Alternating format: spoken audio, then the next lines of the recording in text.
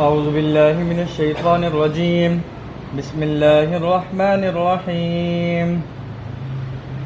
ألم تر أنا أرسلنا الشياطين على الكافرين تؤزهم أزا فلا تعجل عليهم إنما نعد لهم عدا يوم نحشر المتقين إلى الرحمن وفدا ونسوق المجرمين إلى جهنم وردا لا يملكون الشفاعة إلا من اتخذ عند الرحمن عهدا وقالوا اتخذ الرحمن ولدا لقد جئتم شيئا إدا تكاد السماوات يتفطرن منه وتنشق الأرض وتخر الجبال هدا أن دعوا للرحمن ولدا وما ينبغي للرحمن أن يتخذ ولدا إن كل من في السماوات والأرض إلا آتي الرحمن عبدا لقد أحصاهم وعدهم عدا وكلهم آتيه يوم القيامة فردا إن الذين آمنوا وعملوا الصالحات سيجعل لهم الرحمن ودا فإنما يسرناه بلسانك لتبشر به المتقين وتنذر به قوما لدا وكم أهلكنا قبلهم من قرن هل تحس منهم من أحد أو تسمع لهم ركزا. صدق اللہ العظیم. یہ آخری رکوع ہے سورہ مریم کا اور اس کی تلاوت آپ کے سامنے کی گئی. پیچھے کے واقعات آپ کو یاد ہوں گے. پیچھے کے 4 رکوع کے اندر مختلف قصے بیان ہوئے تھے جس میں سر فہرست حضرت عیسیٰ علیہ السلام کی پیدائش کا واقعہ تھا. بی بی مریم، حضرت زکریا، حضرت یحییٰ، ان کے بارے میں تھوڑی بہت معلومات فراہم کی گئی تھی. اس کے بعد تیسرے رکوع کے اندر حضرت ابراہیم علیہ السلام کا مختصراً واقعہ ذکر تھا کہ کس طریقے سے اپنے والد صاحب کو وہ چھوڑ کے، اپنے والد صاحب کو یعنی تمام بت پرستوں کو چھوڑ کے چلے گئے تھے، جبکہ ان کے والد صاحب خود بت بنانے والوں میں سے تھے، آزر. ٹھیک ہے، کس لیے چھوڑ کے چلے گئے تھے؟ کیونکہ وہ شرک کرتے تھے، اللہ کے ساتھ دوسروں کو شریک ٹھہراتے تھے. اور پھر دیگر واقعات تھے، حضرت موسیٰ علیہ السلام اور ہارون علیہ السلام کا مختصراً واقعہ ذکر تھا، حضرت اسماعیل علیہ السلام کا واقعہ ذکر تھا. پھر اس کے بعد پچھلے یعنی 5ویں رکوع کے اندر آپ نے پڑھا تھا کہ قیامت کے واقعات تھے، کچھ ڈرایا گیا تھا، کچھ اور دوسری انسٹرکشنز تھیں. اب یہ آخری رکوع ہے. اللہ تعالیٰ فرماتے ہیں الم تر انا ارسلنا الشیاطین علی الکافرین تعزهم عزا. اے پیغمبر، اے محمد صلی اللہ علیہ وآلہ وسلم، کیا تمہیں یہ معلوم نہیں؟ اچھا، یہ جو اس طرح کے سوالات ہوتے ہیں نا، یہ بیسیکلی معلوماتی سوالات ہوتے ہیں. اس کا یہ مطلب نہیں ہوتا کہ کوئی آپ صلی اللہ علیہ وآلہ وسلم کی یا کسی بھی پیغمبر کی انٹیلیجنس پہ سوال اٹھانا. یہ عوام کو سکھانے کے لیے ہوتا ہے. کہتے ہیں نا یار کیا تمہیں نظر نہیں آ رہا؟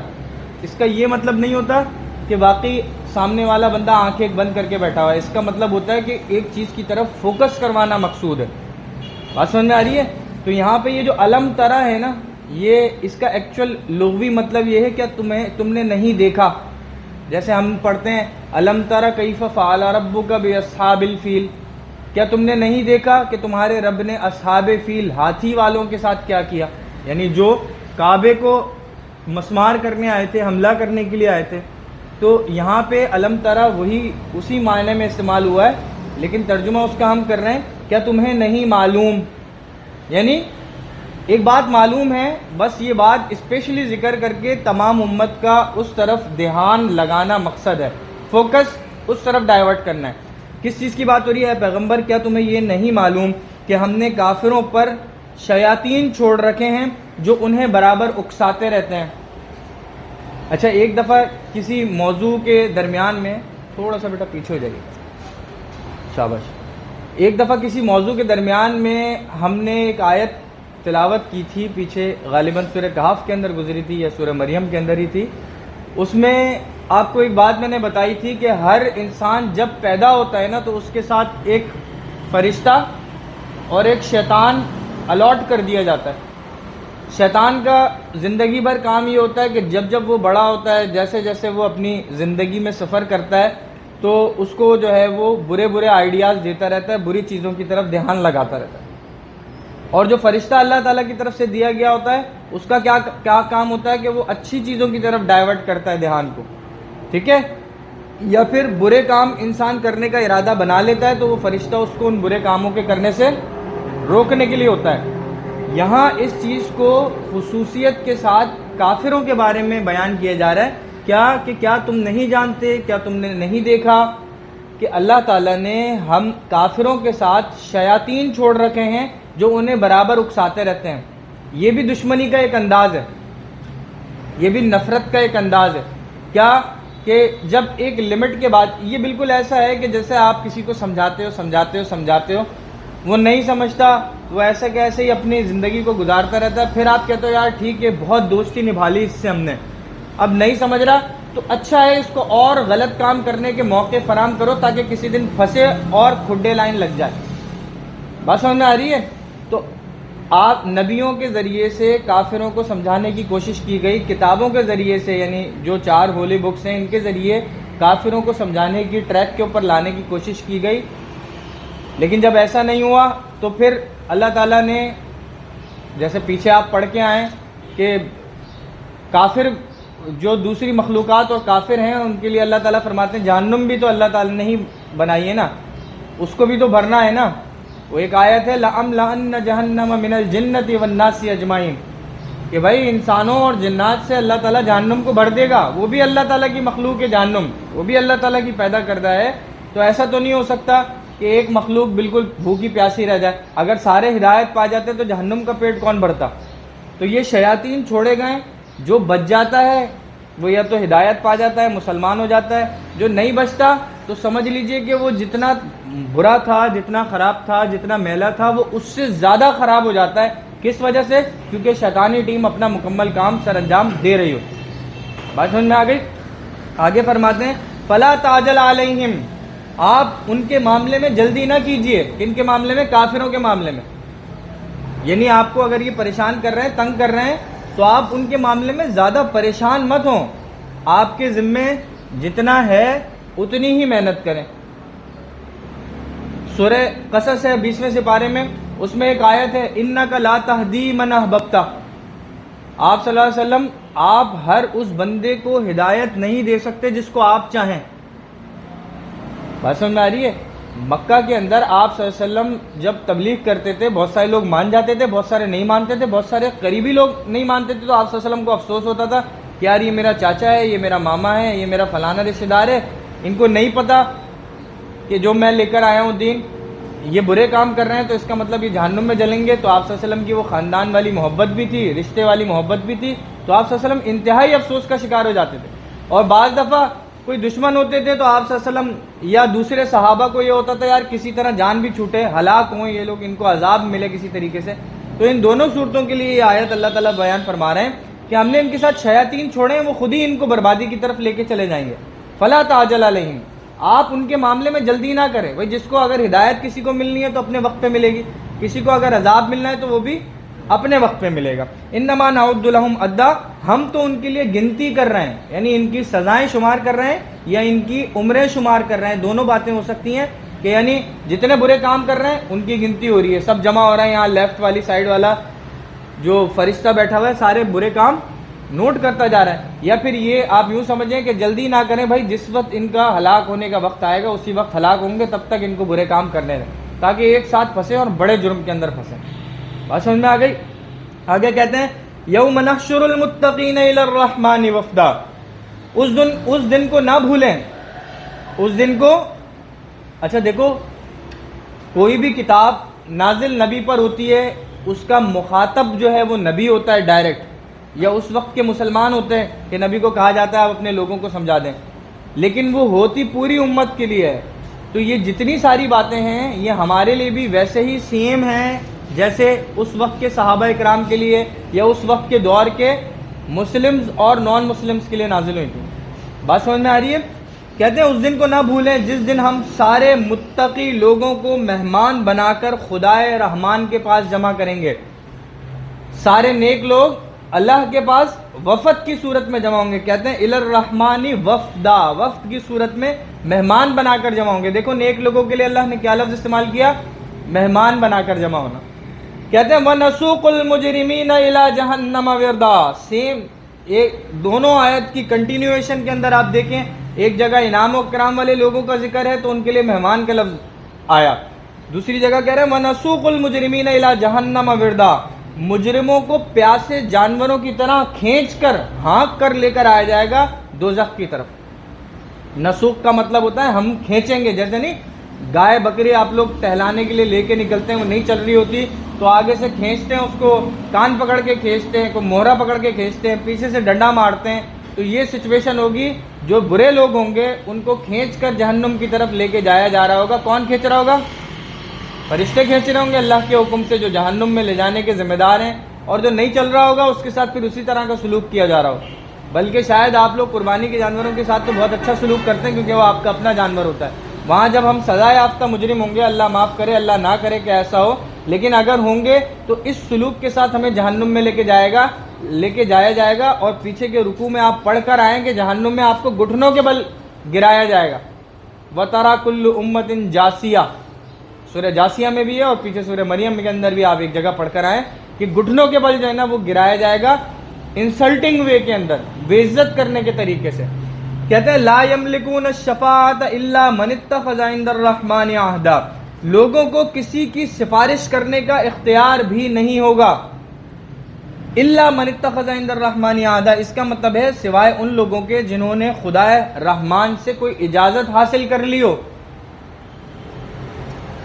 دیکھو ایک بات ہوتی ہے نا, اکثر آپ لوگ اپنی سوسائٹی میں دیکھتے ہو کوئی حفظ کر رہا ہوتا ہے, کوئی عالم کا کورس کر رہا ہوتا ہے, تو جو کزنز وغیرہ ہوتے ہیں نا وہ پہلے سے بکنگ کرا لیتے ہیں, بھائی یہ حافظ صاحب جو ہے نا 7 لوگوں کو جنت میں لے جا سکتے ہیں سفارش کر کے, 10 کو لے جا سکتے ہیں. حافظ صاحب مجھے یاد رکھنا, حافظ صاحب کو جب تک اللہ اجازت نہیں دیں گے نا کہ اس بندے کی فلاں کی جس کی سفارش کر رہے ہو اس کی کر بھی سکتے ہو یا نہیں کر سکتے, ورنہ تو کوئی نہ کوئی ابو جہل کا بھی پوتا نواسا کوئی نہ کوئی تو حافظ بنا ہوگا نا. ابو جہل کا امیڈیٹ بیٹا اکرمہ بن ابو جہل جو تھا وہ مسلمان ہو گیا تھا اور بہت بہترین مسلمان ہوا تھا. تو اب اگر وہ چاہے کہ میں سفارش کروں اپنے باپ ابو جہل کی, تو کیا ایسا ہو سکتا ہے؟ پاسبل ہے؟ سوال ہی نہیں پیدا ہوتا. ہر ایک کی نسل میں کوئی نہ کوئی مسلمان ہوا, ہر بڑے کافر کی نسل میں کوئی مسلمان ہوا بعد میں, جبھی تو آج سارے عرب کے اندر مسلمان رہ رہے ہیں. تو یہ انہی لوگوں کی تو نسلیں ہیں جنہوں نے آپ صلی اللہ علیہ وسلم کو تنگ کیا تھا. کچھ ان کی ہیں جو پہلی فرصت میں آپ صلی اللہ علیہ وسلم پر ایمان لے کر آ گئے تھے. تو اس کا کیا مطلب ہوا؟ اچھا اسی طرح کا مفہوم سورہ نبا کے اندر اما سپارے میں جو پہلی سورت ہے اس کے اندر ہے, وہ کیا ہے؟ لا يتکلمون الا من اذن له الرحمن وقال صوابا, اس دن کسی کو بولنے کا اختیار نہیں ہوگا سوائے اس کے کہ جس کو رحمان اجازت دے. اس کا کیا مطلب ہوا کہ جو سفارش کے کرائٹیریاز ہیں نا آخرت کے اندر بھی, چاہے وہ نبی ہونے کی وجہ سے ہوں, چاہے وہ شہید ہونے کی وجہ سے ہوں, چاہے وہ حافظ ہونے کی وجہ سے ہوں, چاہے وہ صدیقین کی سفارش کے طریقے ہوں, کر صرف ان لوگوں کی سکیں گے جن کو اللہ تعالیٰ نے رکھا ہوا ہوگا کہ ہاں یار یہ گناہ گار کمزور لوگ ہیں, ان کو اگر کسی کی سفارش لگ جائے گی تو وہ ری انفورسمنٹ ہوگی, وہ بوسٹر ہوگا, اس سفارش سے وہ اپنے وہ جو سزا ان کو ملنی ہے اس سے بچ جائیں گے اور جنت میں چلے جائیں گے. لیکن ایسا نہیں ہے کہ کوئی ہم میں سے کوئی کھڑا ہو بولے میں فرعون کی سفارش کرتا ہوں, بھائی میں اپنے کوٹے میں سے فرعون کو لے کے جاؤں گا.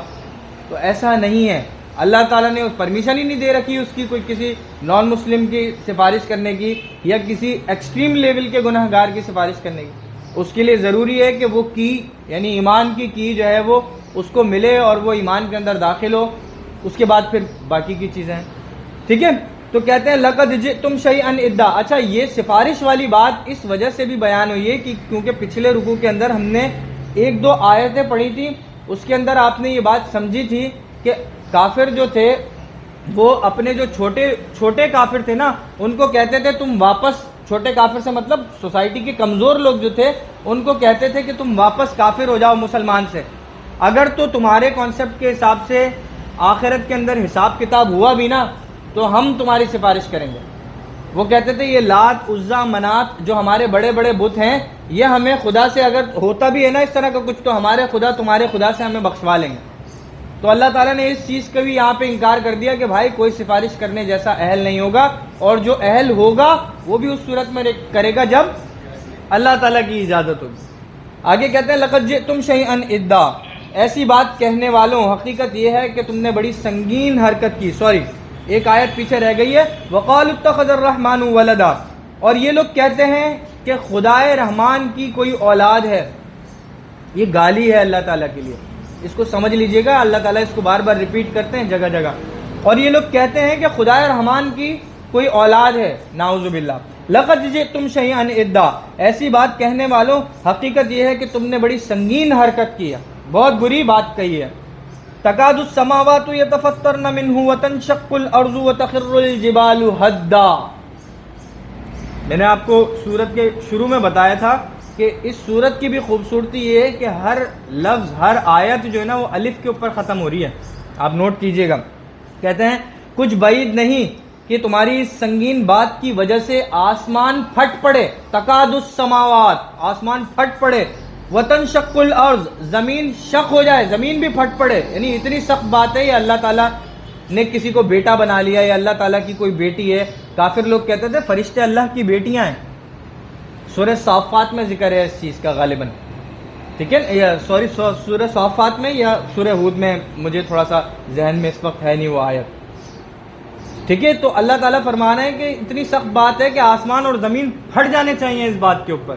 کیوں؟ کیونکہ اللہ تعالیٰ کی ذات اور اللہ تعالیٰ کی صفات شرک سے بالکل مبرہ ہے، بالکل پاک ہے۔ تیسری تشبیہ یہاں بیان کی ہے، وَتَخِرُّ الْجِبَالُ هَدًّا، جبال، جبل کس کو کہتے ہیں؟ پہاڑ کو، عربی میں بھی اور سندھی میں بھی جبل کہتے ہیں پہاڑ کو، کہتے ہیں وَتَخِرُّ الْجِبَالُ هَدًّا، آسمان پھٹ پڑے، زمین شق ہو جائے اور پہاڑ ٹوٹ کر گر پڑے۔ ایسی سخت بات ہے اگر کوئی یہ سوچے، کسی کا کانسیپٹ، کسی کا عقیدہ یہ ہو کہ اللہ تعالیٰ کی کوئی اولاد ہے۔ ان دعوا للرحمن ولدا، کہتے ہیں کہ ان لوگوں نے خدا رحمان کے لیے اولاد ہونے کا دعویٰ کیا، یعنی انہوں نے کہا کہ خدا نے اولاد پیدا کر دی۔ کہتے ہیں وما ينبغي للرحمن ان يتخذ، دیکھو اولاد ہونے کا مطلب ہوتا ہے کمزوری، اور خدا کسی بھی قسم کی محتاجی، کسی بھی قسم کی کمزوری سے پاک ہوتا ہے، تبھی تو خدا ہوتا ہے وہ۔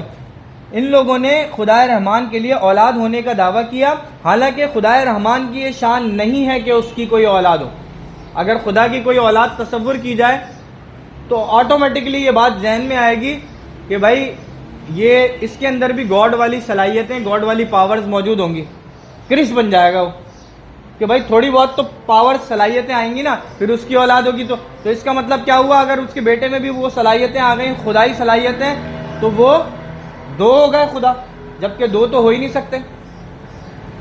پیچھے 17ویں سپارے میں سورہ انبیاء کے اندر اللہ تعالیٰ نے اس بات کو، اس اسٹیٹمنٹ کو وہاں پہ بھی لکھا ہے، لو کان فیہما آلہۃ الا اللہ لفسدتا، اگر اللہ کے سوا کوئی دوسرا الہ، کوئی دوسرا خدا بھی زمین پہ آسمان پہ ہوتا تو ان دونوں میں فساد برپا ہو جاتا۔ کیوں؟ کیونکہ ایک خدا کہتا ہے یار ان کو تو موچڑے لگنے چاہیے، اس قوم کے کام ایسے ہیں، دوسرا کہتا نہیں چھوڑ دو چھوڑ دو، ایک کہتا بارش برساؤ، دوسرا کہتا نہیں آگ برساؤ یہاں پہ، ایک کہتا ہے یہاں پہ پانی دے دو ان کو کھیتی باڑی کے لیے، دوسرا روک لیتا پانی، تو دونوں خدا ہی لڑ پڑتے آپس میں۔ آ رہی بات سمجھ میں؟ تو آگے فرماتے ہیں ان کل من فی السماوات والارض، آسمانوں اور زمین میں جتنے لوگ ہیں ان میں سے کوئی ایسا نہیں جو خدا رحمان کے حضور بندہ بن کر نہ آئے۔ قیامت کے دن آسمان اور زمین میں جتنے بھی لوگ ہیں وہ سب بندہ بن کر آئیں گے۔ بندہ بن کر آئیں گے تو مطلب سنگل حیثیت، اکیلے کی حیثیت میں حاضری دیں گے وہاں پہ، ٹھیک ہے۔ لقد احصاهم وعدهم عدا، یقین رکھو کہ اس نے سب کا احاطہ کر رکھا ہے اور انہیں خوب اچھی طرح گن رکھا ہے، کوئی بھی چھپ نہیں سکتا، ہر ایک اپنی ذاتی حیثیت کے اندر اللہ تعالیٰ کے دربار میں حاضر ہوگا۔ وَكُلُّهُمْ آتِيهِ يَوْمَ الْقِيَامَةِ فَرْدًا، اس آیت کا مطلب تھا یہ، اور قیامت کے دن ان میں سے ایک شخص اس کے پاس اکیلا آئے گا، کوئی کسی کے بھرم میں، کوئی کسی کے بھروسے میں کہ یار میری سنگت مجھے بچا لے گی، میرا خدا مجھے بچا لے گا، میرا سردار مجھے بچا لے گا، نہیں بھائی۔ آپ نے پیچھے میں 10 دفعہ اس آیت کو کوٹ کر چکا ہوں، سورہ عبس اما سپارے کی آیت ہے۔ کیا آیت ہے؟ یوم یفر المرء من اخیہ، وہ دن ایسا ہوگا جس دن بھائی اپنے بھائی سے بھاگے گا۔ بھائی دنیا کے اندر اسٹرینتھ ہوتے ہیں، وَأُمِّهِ وَأَبِيهِ، اپنی ماں اور اپنے باپ سے بھاگے گا ایک بندہ، ایک بندہ سے مطلب جو بھی آدمی ہوگا، ہر ایک کا بھائی بھی ہوتا ہے، ہر ایک کے ماں باپ بھی ہوتے ہیں. وصاحبتہ وبنی، اپنی بیوی اور اپنی اولاد سے بھاگے گا. لکل امرئ منہم یومئذ شأن یغنی وجوہ یومئذ مسفرہ. اب آپ سوچیں کہ یہ جو رشتے بتائے، بھائی سے بھاگنا، بھائی بہن شامل ہو گئے اس میں، ماں اور باپ سے بھاگنا، ماں باپ شامل ہو گئے، 4 رشتے، صاحبتی و بنی، بیوی اور اولاد سے بھاگنا، 6 رشتے ہو گئے. اس سے زیادہ اہم کوئی رشتہ نہیں ہوتا دنیا کے اندر انسان کا. آ رہی ہے؟ یا یہ کسی کے پیٹ سے پیدا ہوئے ہوئے رشتے ہیں، اولاد ہیں تو، یا ان کے پیٹ سے کوئی پیدا ہوئے ہوئے رشتے ہیں اگر ان کی اولاد ہیں تو، یا بہن بھائی ہیں تو تب بھی بلڈ ریلیشنز ہیں آپ کے. سالڈ ریلیشنز اس دن آپ کے کام نہیں آئیں گے. اچھا بھاگ کیوں نہیں ہوں گے؟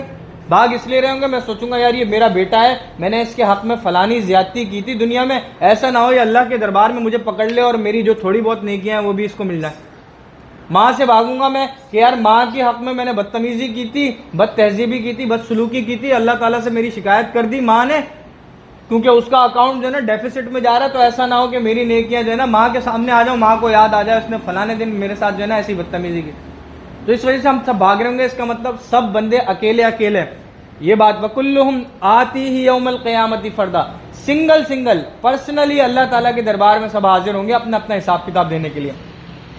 کہتے ہیں ان الذین آمنوا وعملوا الصالحات سیجعل لهم الرحمن ودا.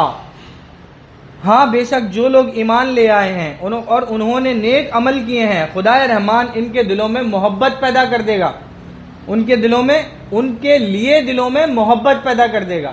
یعنی جو نیک لوگ ہوں گے اور لوگوں کو قیامت والے دن نظر آ رہا ہوگا کہ یار ان کا تو اچھا حساب کتاب ہو رہا ہے، تو جو مسلم کمزور لوگ ہیں یا نان مسلم ہیں وہ ان لوگوں کو دیکھ کے ان کے دلوں میں یہ پیدا ہوگا کہ یار یہ تو دیکھو یہ تو پہنچ گئے اپنے اپنے مقامات کے اوپر. کہتے ہیں فَإِنَّمَا، اور یہ دنیا کے لیے بھی ہے کہ لازماً جو دیکھو نا زیادہ متقی، زیادہ پرہیزگار، زیادہ مذہب پہ عمل کرنے والے لوگ جو ہوتے ہیں آٹومیٹکلی قدرتی طور پہ آپ کا دل ان کی رسپیکٹ کرنے کے لیے چاہتا ہے، آپ کو ان سے محبت محسوس ہوتی ہے. آپ اس ماحول کے اندر جاتے ہو جہاں کوئی امام صاحب، کوئی مولوی صاحب، کوئی حافظ صاحب موجود ہوتا ہے تو آپ ان کو رسپیکٹ دیتے ہو، آپ ان سے ایک محبت اندر سے فیل کرتے ہو. وجہ کیا ہوتی ہے؟ وجہ یہ ہوتی ہے کہ وہ اللہ تعالیٰ کے پسندیدہ لوگوں میں شامل ہو. آگے بات سمجھ میں. فَإِنَّمَا يَسَّرْنَاهُ بِلِسَانِكَ، چنانچہ اے پیغمبر ہم نے اس قرآن کو تمہاری زبان میں آسان بنا دیا ہے تاکہ تم اس کے ذریعے متقی لوگوں کو خوشخبری دو اور اسی کے ذریعے ان لوگوں کو ڈراؤ جو ضد کی وجہ سے جھگڑے پر آمادہ ہیں. قرآن کو آسان بنا دیا. اس آیت کا مدعا کیا ہے؟ اللہ تعالیٰ فرماتے ہیں قرآن کو تمہاری زبان میں آسان بنا دیا سمجھنے کے لیے. اچھا کسی بھی زبان کے لوگوں آپ کو نہیں سمجھ میں آتی جب ہم پڑھ رہے ہوتے ہیں؟ آتی ہے نا سمجھ میں. کسی دوسری لینگویج میں ٹرانسلیٹ ہو کے آپ تک بھی پہنچ گئی، اب آپ کی بھی ذمہ داری بن گئی ہیں ساری چیزیں. تو اللہ تعالیٰ آپ صلی اللہ علیہ وسلم کو کہہ رہے ہیں کس وجہ سے آسان کیا؟ تاکہ جو اچھے لوگ ہیں ان کو خوشخبریاں دو جو نیکی پر آمادہ، اور جو برے لوگ جھگڑے پر آمادہ ہیں ان کو ڈراؤ جہنم کی باتیں بتا کے. اچھے لوگوں کو جنتوں کی باتیں بتاؤ، حوروں کے قصے سناؤ، نیک لوگوں کے جو نتائج ہوئے اللہ تعالیٰ کی طرف سے وہ بتاؤ، اور برے لوگوں کو جہنم سے ڈراؤ. آگے فرماتے ہیں وَكَمْ أَهْلَكْنَا قَبْلَهُم مِّن قَرْنٍ، ان سے پہلے ہم کتنی ہی قوموں کو ہلاک کر چکے. کیا تمہیں ٹٹولنے سے بھی ان میں سے کسی کا پتہ ملتا ہے؟ یعنی تم تلاش کرتے ہو پتہ بھی چلتا ہے. ابھی جا کے فرعون کو اگر اس سمندر میں، اس دریا میں تلاش کرو گے ملے گا؟ نہیں ملے گا. اور اتنی قوم لوط، قوم ہود، اتنی ساری قومیں تباہ ہوئیں، اگر کسی کو تلاش کرنے کی کوشش کی جائے تو پتہ چلے گا. یعنی ان لوگوں کا نام و نشان تک نہیں رہا جنہوں نے خدائی کے دعوے کیے، جنہوں نے مسلمانوں کو تنگ کیا اس وقت کے جو مذہب کے اوپر، حق کے اوپر تھے. نمرود کہاں گیا؟ کوئی یاد نہیں رکھتا. ابراہیم کو سب نے یاد رکھا ہوا ہے. فرعون کہاں گیا؟ کوئی یاد نہیں رکھتا. موسیٰ کو سب نے یاد رکھا ہوا. آگے بات سن میں کہتے ہیں ان سے پہلے ہم کتنی ہی قوموں کو ہلاک کر چکے ہیں. کیا تمہیں ٹٹولنے سے، ٹٹولنے کا مطلب تلاش کرنے سے بھی ان میں سے کسی کا پتہ ملتا ہے، یا ان میں سے کسی کی بھنک بھی تمہیں سنائی دیتی ہے؟ اس کا جواب یہ کوشچن پہ ختم ہوئی ہے سورت. اس کا جواب یہ ہے کہ نہیں بھائی ان کا تو نام لینے والا بھی کوئی موجود نہیں. اس کا کیا مطلب ہوا؟ کہ انسان کے بچے بن جاؤ اور نیکی کی طرف آ جاؤ. کیوں؟ کیونکہ برے لوگوں کا انجام بہت برا ہوتا ہے اور بعد میں ان کا نام لینے والا بھی کوئی نہیں ہوتا. اللہ پاک سے دعا ہے کہ جو کچھ سنا، جو کچھ پڑھا، اللہ پاک آپ کے دلوں میں اس کے ایمان کی روشنی کو روشن کرے اور اس پر عمل کرنے کی توفیق عطا فرمائے. اور اس کو آپ کی زندگی کے لیے ہدایت کا ایک ذریعہ بنائے۔ وآخر دعوانا ان الحمدللہ رب العالمین۔